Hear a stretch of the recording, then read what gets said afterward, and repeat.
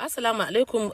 Na ga kaman ana son a fara wahalar mai, kuma duba gani na tabbata cewa gidajen mai da suke ta rufe man su, na tabbata akwai mai a gidajen za su rufe, za su jawo talakawa wahala. Da wannan kuke so mu ji kullun yau in kasi gas 7,000 gobe 8,000 jibi 9,000, da wanne za mu ji?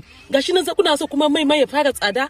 Aka magana ku ce dala yayi tsada, na tsaye da mai raken naira 500 ya bani kwaya uku, na yi magana ya ce dala. Me ya hada rake da dala? Na zo zan sai shinkafar Hausa an ce min dala ta yi sama. Me ya hada shinkafa da muke zuwa a noman mu girba, me ya hada shi da dala?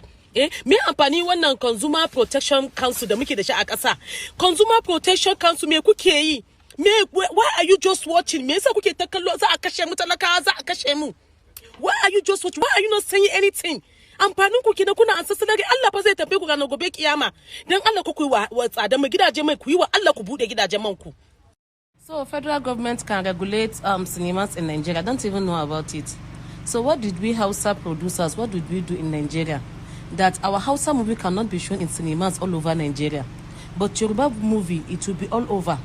Nigerian movie all over. Igbo movies all over. Why is it we Hausa producer, we are left behind? Haba, a taimaka mana mana. A taimaka mana. Ku yi regulating.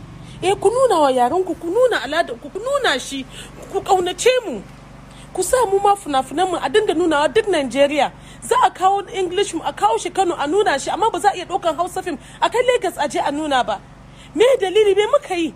Duk mu muke support ɗinku, mu muke mara muku baya, ba ma zagi, ba ma cin zarafin ku, amma duk da aka mu ne koma baya.